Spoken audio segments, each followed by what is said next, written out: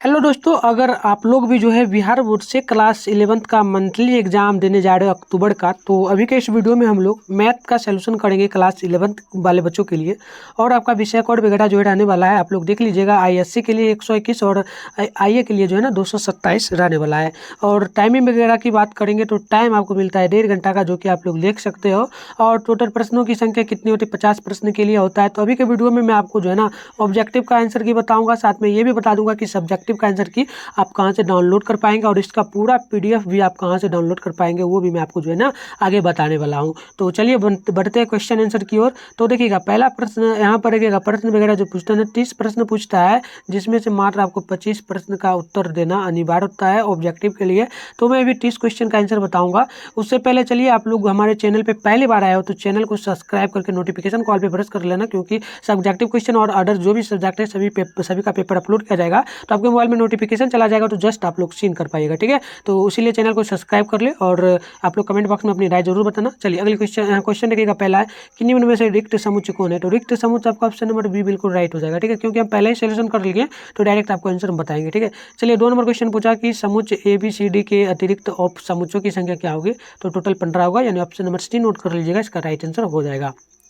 चलिए अगली क्वेश्चन यहाँ पर देखिएगा, 3 नंबर पूछा गया, समुच्चय किसी समुच्चय यदि ए बी और सी अतिरिक्त समुच्चय हो तो ए माइनस बी, और इसके यूनिट दिया है उल्टा करके बी माइनस ए, ये किसके बराबर? तो ये फॉर्मूला होता है। तो ये आपका बिल्कुल right answer option number B बिल्कुल सही सी होगा, ठीक है। चलिए बी होगा, ये आपका बी बिल्कुल राइट आंसर हो जाएगा। आगे चलिए, आगे क्वेश्चन यहाँ पर 4 नंबर पूछा गया।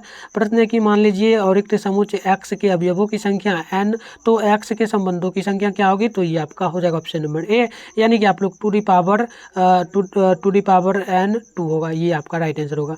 चलिए आगे बढ़ते हैं। अगली क्वेश्चन यहाँ पर जो है 5 नंबर पूछा गया है। प्रश्न पूछा गया कि फलन एफ एक्स में जो है ना एक समीकरण दिया है 2 - 3x, और x बराबर x यूनिट आर है। तो x जो है ना 0 से x जो है बड़ा है, ठीक है। तो इसका परिसर क्या होगा? तो इसका परिसर जो है ना ऑप्शन नंबर सी बिल्कुल राइट होगा, यानी कि आपका 2 होगा, ठीक है, परिसर 2 हो जाएगा। अब अगली क्वेश्चन आप लोग देखिएगा, आगे जो है ना 6 नंबर प्रश्न पूछा दिया गया है, यदि ए बराबर 1 2 3 और बी बराबर दिया है 3 8, तो हमको इस फॉर्मूला पर बैठा करके मान निकाल देना है। तो मान हम पहले ही निकाल चुके हैं, आप लोग रखना चाहिएगा ना, तो रख सकते हैं। जैसे कि ए और ये बी दिया है इसमें, और उसके बाद गुना में ये करके दिया गया है, आप लोग देख लीजिएगा। अगर आप लोग कर पाइएगा सोल्यूशन तो कर लीजिएगा, मैं थोड़ा बहुत आपको हिंट दे देता हूँ, क्योंकि हम यहाँ पर सोल्यूशन नहीं करवा रहे, डायरेक्ट आंसर बता रहे हैं। देखिए ए का वैल्यू रखना है, ए का वैल्यू दिया गया है 1 दिया गया है, 2 दिया गया है, 3 दिया गया है, इस प्रकार से, और यूनिट है, और बी का वैल्यू जो है ना 3 और 8 दिया है, इस प्रकार से। तो इस प्रकार से आपको क्या करना है? जोड़ देना है। इसका मतलब है कि जोड़ देना है, जोड़ करके मान आप लोग निकाल लीजिएगा। देखिए मान जो आएगा ना, क्या हो जाएगा 6 नंबर का? तो 6 नंबर का ऑप्शन नंबर बी बिल्कुल राइट होगा, तो ये मान आपका आ जाएगा। अब चलिए अगली क्वेश्चन देखिएगा, यहाँ पर 7 नंबर पूछा गया, दिया गया है क्या? तो दिया गया है द वैल्यू ऑफ 10 22/2 जो है ना, इसका मान क्या होगा, ठीक है। तो इसका मान निकालिएगा ना आप लोग, तो बिल्कुल राइट आंसर जो है ना ऑप्शन नंबर ए आएगा, यानी कि प्लस में √2 - 1 हो जाएगा। आगे चलिए, आगे जो है ना यहाँ पर 8 नंबर क्वेश्चन है, समीकरण tan थीटा बराबर cos अल्फा का व्यापक हल क्या हो जाएगा? तो इसका हल हम पहले किए हुए हैं, तो आपको आंसर बताएंगे, सीधा नोट कर लीजिए। यानी कि हो जाएगा बीटा बराबर यह ना अल्फा, ठीक है, क्या है? थीटा है ना, तो थीटा बराबर आपका हो जाएगा n पाई प्लस π/2 माइनस में अल्फा, ठीक है। चलिए आगे देख लीजिएगा, आगे जो क्वेश्चन है 9 नंबर क्वेश्चन पूछा कि निम्न में से कौन सही है? सही इनमें से क्या हो सकता है? तो 9 का ऑप्शन नंबर डी बिल्कुल राइट होगा, यानी कि हम लोग कह सकते हैं इनमें से कोई नहीं होगा, कोई इनमें से सही नहीं होगा। तो चलिए 10 नंबर क्वेश्चन का हम लोग सोल्यूशन करेंगे। 10 नंबर क्वेश्चन क्या पूछा गया देखिएगा। क्वेश्चन पूछा गया, यदि जेड का कोई अशून्य और मिश्रित संख्या हो तो हमें इसके लिए यहाँ पर दिया गया है area Z plus area Z minus, तो इसका वैल्यू निकालना है, ठीक है। तो इसका वैल्यू निकालिएगा तो बिल्कुल राइट आंसर जो है ना जेड के लिए अमिश्रित है, ठीक है, क्या है? 100 मिश्र है, तो इसका राइट आंसर 10 का ऑप्शन नंबर ए होगा, यानी 0 आ जाएगा, ठीक है, क्योंकि प्लस माइनस में दिया है, तो ये दोनों जो है ना कट जाएगा, ये दोनों कट जाएगा। आगे चलिए, आगे जो क्वेश्चन पूछा है देखिएगा, यहाँ पर दिया गया है जेड किसके बराबर होगा, क्वेश्चन पूछा जेड किसके बराबर होगा। तो देखिए इसका राइट आंसर क्या हो जाएगा, तो देख लीजिए 11 का ऑप्शन नंबर सी बिल्कुल सही होगा।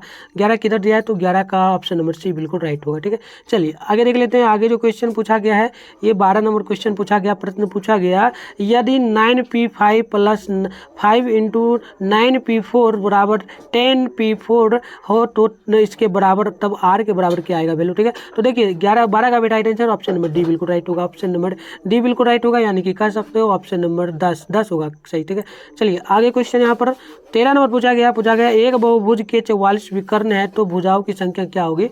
तो इसका भी राइट आंसर जो है ना ऑप्शन नंबर डी बिल्कुल राइट होगा, यानी 11 हो जाएगा। आगे चलिए, आगे जो क्वेश्चन पूछा गया है 14 नंबर क्वेश्चन है, पूछा गया है यहाँ पर क्वेश्चन देखिएगा, ये पूछा गया है दिया गया यदि ए पर power n plus 1 plus b पर पावर n प्लस 1 बटे ए पर पावर n प्लस बी पर पावर n, तो ए और बी का वैल्यू निकालना है। तो हमें ए और के बीच में जो है ना समांतर माध्य निकालना है n के लिए। तो माध्य निकालने के लिए आपको फॉर्मूला वगैरह याद होना चाहिए, अगर नहीं याद हो कोई दिक्कत नहीं है, मैं आपको डायरेक्ट आंसर बताता हूँ। इसका राइट आंसर ऑप्शन नंबर 1 होगा। ठीक है, चलिए आगे हम लोग बढ़ते हैं। आगे जो क्वेश्चन पूछा गया है 15 नंबर क्वेश्चन है, और क्वेश्चन पूछा गया है दिया गया है 1 प्लस 1 बटे 2 प्लस 1 बटे 4 प्लस 1 बटे 8 plus dash dash is note, यानी कि तब क्या है, इसके बाद इसके आगे क्या हो जाएगा। तो इसके आगे जो निकल करके आएगा आप लोग निकाल सकते हो, फॉर्मूला वगैरह आपको याद ही होना चाहिए। आपने 10th क्लास में समांतर श्रेणी वगैरह पढ़ा है ना, तो उसी प्रकार से ये बनेगा। तो इसका राइट आंसर जो है ऑप्शन नंबर बी बिल्कुल राइट होगा, यानी कि 2 मान आ जाएगा। आगे चलिए, आगे का क्वेश्चन जो यहाँ पर पूछा गया है ना, देखिएगा 16 नंबर क्वेश्चन पूछा गया है। क्वेश्चन पूछा गया बिंदु 2 चूंकि -3 और 5 4 6 को मिलाने वाली रेखाखंड किस में बांटेगी। तो ये आपने रेखाखंड वगैरह पढ़ा होगा चैप्टर नंबर 7 वगैरह में, जो कि आपने 10 में पढ़ा होगा। तो 10th का ही लगभग ये क्वेश्चन हुआ, तो इसका right answer option number A होगा। ठीक है, यानी कि 1:2 होगा। ठीक है, चलिए आगे का जो क्वेश्चन है 17 नंबर, ये क्वेश्चन पूछा गया है यदि दिया गया इंग्लिश में the point of integration of the lines 3x - 2y - 8 बराबर 0, और दूसरा समीकरण यहाँ पर दिया गया है क्या, तो यहाँ पर दूसरा समीकरण 5x + 4y - 6 बराबर 0। तो ये क्वेश्चन इंग्लिश हिंदी दोनों में है, तो आप लोग देख लेना अगर आप इंग्लिश मीडियम वाले हो तो दोनों के लिए। ठीक है, चलिए तो 17 का भी राइट आंसर ऑप्शन नंबर क्या हो जाएगा, तो ऑप्शन नंबर ए होगा, यानी कि 2 चूंकि -1 होगा, बिल्कुल राइट है। 17 का ऑप्शन नंबर ए हो गया। आगे चलिए, आगे का जो क्वेश्चन है ना, यहाँ पर 18 नंबर पूछा गया है कि बिंदु 1 - 2 - 5 से वाई जेड तल पर खींचे गए लंब की लंबाई क्या होगी। तो इसका भी राइट आंसर 18 का ऑप्शन नंबर सी बिल्कुल राइट होगा, यानी कि 1 बिल्कुल। तो देखिए 19 नंबर जो क्वेश्चन है, ये क्वेश्चन आपसे पूछा गया कि यदि f(x) बराबर 1/x है तो f'(x) किसके बराबर होगा। ठीक है, तो अगर कभी भी आपसे पूछा जाए कि f(x) है बराबर और इसके बराबर f'(x) पूछा जाए, तो वैल्यू आप सीधे 8 क्या कर देना, आप कुछ नहीं करना, माइनस ले लेना और 1 कर लेना ऊपर में, और बटे में जो है ना ये x को गुना कर देना, स्क्वायर हो जाएगा, यानी कि ऑप्शन नंबर सी बिल्कुल राइट होगा। 19 नंबर क्वेश्चन का बिल्कुल करेक्ट होगा। आगे का क्वेश्चन देखिएगा, यहाँ पर पूछा गया है क्या पूछा गया है कि पी और वी क्यू के बराबर आर है, तो इसका प्रति धनात्मक क्या मान आएगा। तो देखिए इसका राइट आंसर 20 नंबर का नोट कर लीजिएगा, ऑप्शन नंबर सी बिल्कुल राइट होगा। ऑप्शन नंबर सी बिल्कुल राइट होगा। आगे का क्वेश्चन यहाँ पर देखिए पूछा क्या गया आपसे, क्वेश्चन इंग्लिश हिंदी दोनों में है, आप जिस भी मीडियम से आप देख लेना अपना क्वेश्चन। ठीक है, देखो हम हिंदी में पढ़ रहे हैं, यदि ए बराबर 1 2 3 है तो यथार्थ समुच्चयों की कुल संख्या कितनी होगी। तो देखिए इसका भी राइट आंसर ऑप्शन नंबर 21 है, तो सी बिल्कुल राइट होगा, यानी 7 हो जाएगा। आगे का देखिए क्वेश्चन जो पूछा गया है ना, ये 22 नंबर क्वेश्चन है। क्वेश्चन पूछा गया एक समुच्चय में m अवयव हो तो शक्ति समुच्चय के अवयव क्या होगा। तो इसका भी राइट आंसर जो है ना ऑप्शन नंबर बी होगा, यानी कि आप लोग कह सकते हो 2 पर पावर जो है ना m अवयव हो जाएगा, यानी 2 एलिमेंट्स हो जाएगा, 2 पर पावर m एलिमेंट्स।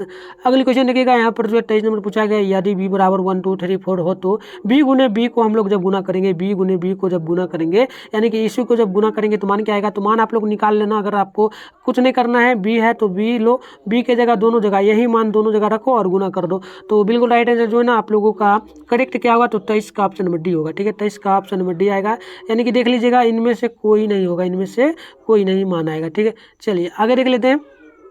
24 नंबर प्रश्न है, दिया गया है the value of cos theta इस प्रकार से दिया गया, द वैल्यू ऑफ कॉस 2/π/7, ठीक है, और प्लस कॉस 4π/7 प्लस कॉस 6π/7 है, तो इसका वैल्यू क्या आएगा। ठीक है, देखिए यही इंग्लिश हिंदी दोनों में मान दिया गया है, तो आप क्वेश्चन एक ही है, तो इंग्लिश में ऑप्शन जैसे आपको हो सके देख लीजिए, आंसर बताइए। ठीक है, चलिए 24 का जो है ना ऑप्शन नंबर डी बिल्कुल राइट होगा, यानी कि आप लोग कर सकते हो क्या आ जाएगा।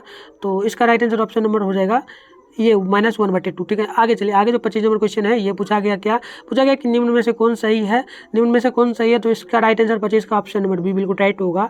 यानी कि आप लोग कह सकते हो वी नंबर है, यानी कि sin 1 डिग्री से बड़ा होगा sin 1, ठीक है। चलिए आगे का जो क्वेश्चन यहाँ पर पूछा गया क्वेश्चन की बतलाइए यदि n है तो n³ + 2n का विभाज्य किसमें होगा। तो इसका राइट आंसर जो है ना बिल्कुल सही होगा 24 का ऑप्शन नंबर ए, यानी कि 3 में विभाज्य हो जाएगा। आगे का क्वेश्चन यहाँ पर पूछा गया क्या, तो पूछा गया है कि √i + √-i का वैल्यू क्या होगा। तो देखिए सिंपल सा अर्थ है कि ये दोनों कट जाएगा, प्लस माइनस कट ही जाएगा, तो सिंपल सा आप लोग कह सकते हो कि 0 आएगा, ठीक है। तो 27 नंबर का जो है ना ऑप्शन नंबर 27 का 2 आएगा, 2 आ जाएगा। एक चीज़ याद रखना, 2 इसका वैल्यू आ जाएगा, क्योंकि हमें मान वैल्यू में निकालना है, इसलिए। चलिए आगे का क्वेश्चन देखिएगा, यहाँ पर 28 नंबर क्वेश्चन पूछा गया यदि z बराबर 1 - i है तो एरिया z का मुख्य क्या मान होगा। तो चलिए इसका भी 28 नंबर का भी ऑप्शन नंबर बी बिल्कुल राइट होगा, यानी कि -π/4। आगे का क्वेश्चन यहाँ पर 28 नंबर क्वेश्चन पूछा, सॉरी 29 नंबर है ना, तो 29 नंबर पूछा गया हमसे कि बतलाइए, जो है ना क्वेश्चन पूछा गया बतलाइए। और यहाँ पर क्वेश्चन देखिए थोड़ा सा छोटा कर लेते। क्वेश्चन पूछा गया कि असमीका -15 से बड़ा जो है ना 3 छोटी ब्रैकेट x - 2/5 और इससे भी बड़ा जो है ना इससे बड़ा और बराबर 0 है, तो इसका वैल्यू क्या होगा। तो चलिए इसका राइट आंसर जो है ना, इसमें समुच्च का हाल जब आप लोग करिएगा तो इसका राइट आंसर जो है ना 29 का ए आ जाएगा, यानी कि आ जाएगा आपका -23 और 2, ठीक है। चलिए आगे का जो क्वेश्चन है ना, और समीका n से बड़ा जो है ना 2 है, जैसे कि यहाँ पर दिया गया n है, n से बड़ा जो है ना 2n-1 है, तो ये मान है। तो इसके लिए क्या सही हल आएगा। तो इसका राइट आंसर जो है ना ऑप्शन नंबर सी होगा, यानी कि n से बड़ा 3 से बड़ा हमेशा n ही होगा, ठीक है। तो चलिए दोस्तों, मैंने टोटल जो है ना सब ऑब्जेक्टिव क्वेश्चन का आंसर की 30 का बता दिया है, और यह क्वेश्चन सेम टू सेम पूछा जाएगा आपके एग्जाम में। और चलिए एक चीज़ और बता देते हैं, जो क्वेश्चन वगैरह हम करवा रहे हैं ना, यही क्वेश्चन पूछा जाएगा एकदम निश्चित तौर पे 100% गारंटी के साथ। मैं आपको बोल रहा हूँ आपके एग्जाम में पूछा जाएगा। लेकिन उससे पहले आप लोगों से एक रिक्वेस्ट रहेगा कि आप लोग ना मेरे चैनल पे एक बार चैनल को ना सब्सक्राइब कर। तो आप लोगों को मैंने बोला आप लोग चैनल को सब्सक्राइब कर लेना, क्योंकि क्वेश्चन जो है ना सेट करके बिहार बोर्ड भेज दिया है और ये मेरे को मिला ही था, ठीक है। लेकिन एग्जाम के टाइम जैसे कि आप लोग जाओगे ना, कब एग्जाम देने जाओगे तो जाओगे, मैथ का पेपर है तो आप लोगों का 30 तारीख के बाद ही पेपर होने वाला है, ठीक है। 30 के बाद आपका शायद 2 तारीख को मैथ का पेपर होने वाला है, ठीक है। तो 2 तारीख या 1 तारीख को मैथ का पेपर होगा, तो उसके अकॉर्डिंग आप लोग क्या करना, चैनल को सब्सक्राइब कर लेना, और जब एग्जाम आपका स्टार्ट होना तो चैनल पर विजिट करते रहना। नहीं तो आप लोग ना इस नंबर को ले लो, ठीक है। इस नंबर को 696 98 095, इस नंबर पर ना आप लोग अपना क्लास लिख करके लिखना, हेलो सर मैं क्लास 11 में बताऊँ, मुझे जो ना साइंस के ग्रुप में ऐड कर दीजिए, तो मैं आपको लिंक दे दूंगा, ज्वाइन कर लीजिएगा। उससे क्या होगा कि आपको जो वीडियो मिल चुका है ये तो निश्चित तौर पर कि यही क्वेश्चन पूछेगा। अगर बाई चांस मान लो ये नहीं पूछता है ना, तो आप लोगों को क्या करना है, चैनल जब ग्रुप में रहोगे तो मैं आपको जो है क्वेश्चन दे दूंगा, जो आएगा अगर क्वेश्चन आता है बाई चांस फिर से, तो वो क्वेश्चन भी आपको मिल जाएगा और वीडियो भी उसका अपलोड होगा, साथ में मिल ही जाएगा, ठीक है। तो चैनल को सब्सक्राइब करके आप लोग इस नंबर पर मैसेज कर लेना, और टेलीग्राम ग्रुप का लिंक भी जो वीडियो के डिस्क्रिप्शन बॉक्स में दिया होगा